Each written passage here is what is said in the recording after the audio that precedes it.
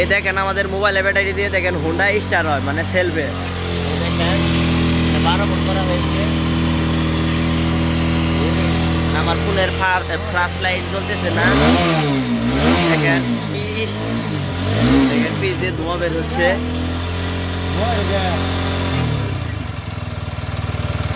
দেখেন হোন্ডার ধোঁয়া বের হচ্ছে মানে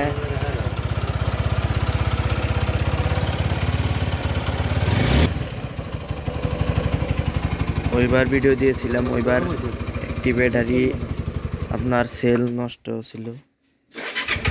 দেখেন স্টার হয়, দেখেন হরন বাজতেছে এই ব্যাটারি